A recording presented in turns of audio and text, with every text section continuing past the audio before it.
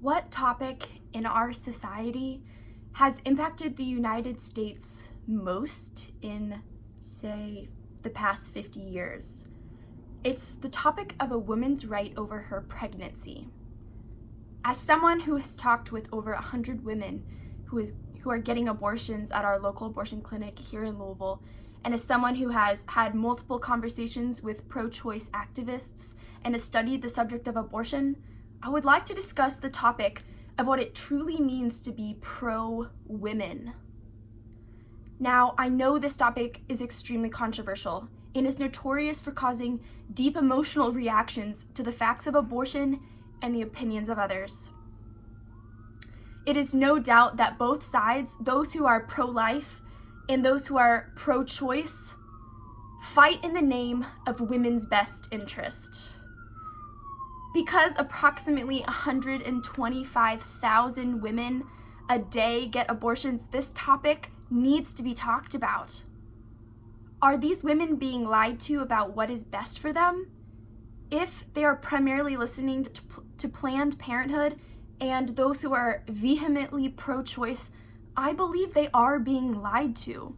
And I would like to argue that the distinctly Christian pro-life agenda is actually more pro-women and is better for women than the pro-choice agenda.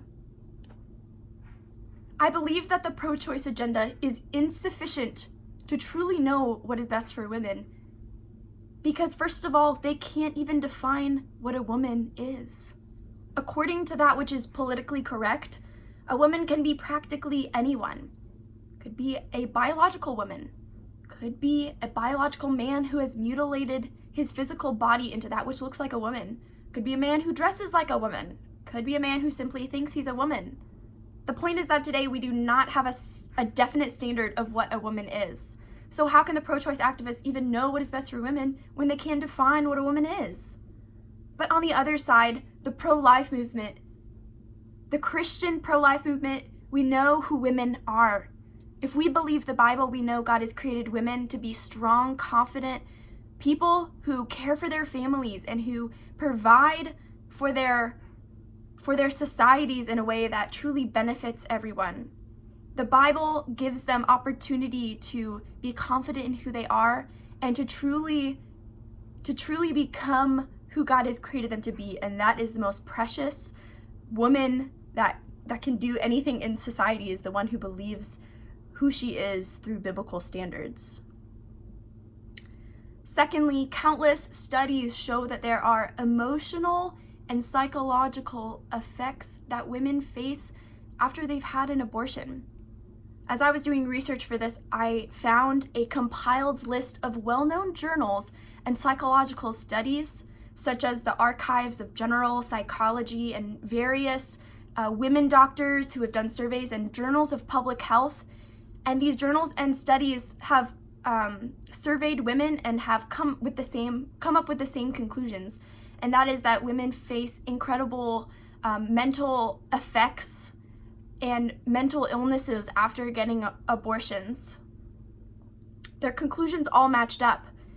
But when I went to the Planned Parenthood public website to see if they had any articles or any vision of help for women who face these struggles, I came across an article that they had written which completely denied the existence of evidence that women face emotional and psychological effects after having an abortion.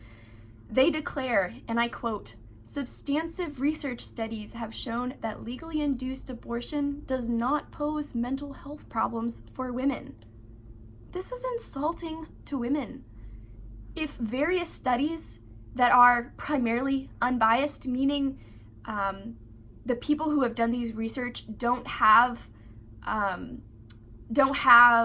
religious or ethical backgrounds that should shape the results of their studies, if all of them say there actually are effects that women face, and then Planned Parenthood gives an article completely denying the existence, that's insulting to women because women face horrible problems and then they go back to those who provided care for them and they're just denying the existence of these problems that women face.